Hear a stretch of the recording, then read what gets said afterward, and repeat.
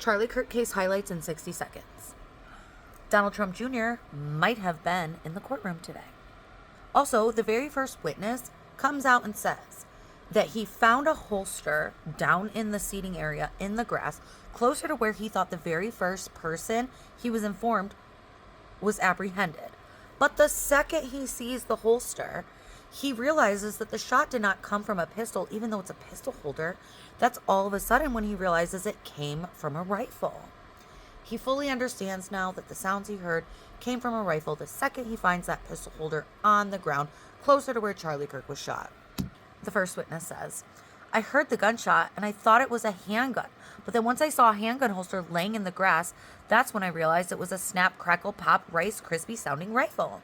Then he admits he watched a video of Tyler Robinson jumping off of the roof, but not between the time Tyler Robinson jumped off the roof and when he comes back to secure the area. So he never watched any footage in between that time to know if the area was secure.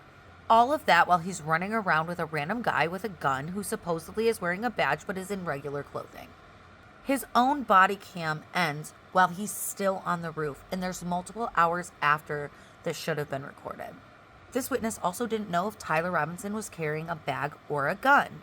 It does get brought up later that it may have been a towel, but it was not called a towel in the initial part of the testimony, which I've seen in other videos previously before the trial, that a towel was a potential item in the video.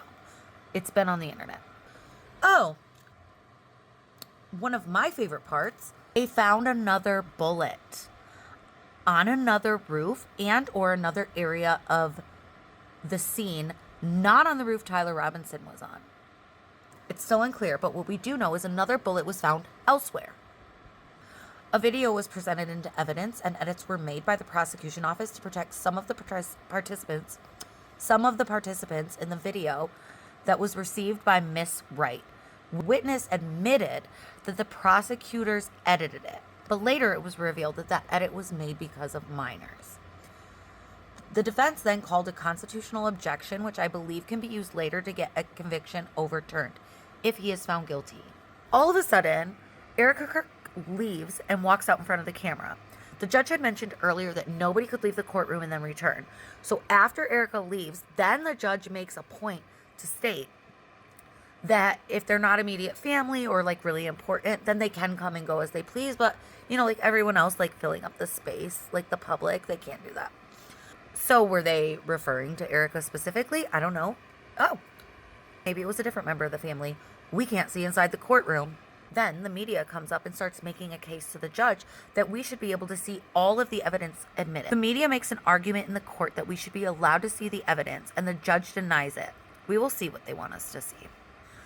Terrell Farnsworth, who grabbed the flash drive from the camera and submitted it to the FBI immediately, apparently didn't submit it until May 6th, and he is the owner and operator of Visual Impulse, who owns what's on the flash drive, and that he will have to testify at trial. So right now we're in a preliminary hearing, so people can hearsay on Terrell Farnsworth's behalf. But if this comes in to evidence, then Terrell Farnsworth will have to testify later. And that was done to compensate for the hearsay objection. The court receives hearsay on the autopsy, with the cause and manner of death being murder by a gunshot wound to the neck. The defense argues it's homicide, which was correct as an important distinction. It was corrected as an important distinction.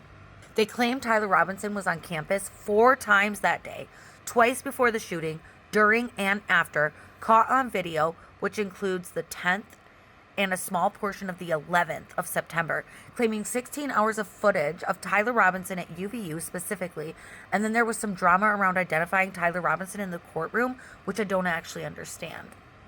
The judge only sustained one objection from the defense relating to an altered compilation video. The judge asked if they had an unaltered version, and the prosecution did not have it and was not able to provide it. Witness 2 claims law enforcement had contact with Tyler Robinson, and after that, his vehicle was caught on Ring doorbell camera with a nighttime view. Maybe the 11th? We're not sure. They finally play a video to the public that they claim is a vehicle in the shape of Tyler Robinson's vehicle at nighttime. The shape of a, oh my God, I can't remember the name of the car. The shape of a Dodge Charger. And I must say, it's not very convincing. I'm going to insert a clip here. They also include that there's a shadow that walks in front of reflectors on a trash can. Riveting. The prosecution then tries to identify Tyler Robinson in the courtroom yet again for a second time, and they succeed and then ask for the witness to be brought back so the next day so they can try and reintroduce the video that they were unable to introduce today. Lots of potentially explosive info on day one. Everything relies on hearsay. And also, the judge is pretty hot.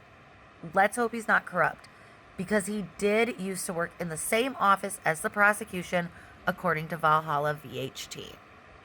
Don't have time to watch the Charlie Kirk Tyler Robinson court case? Come back here for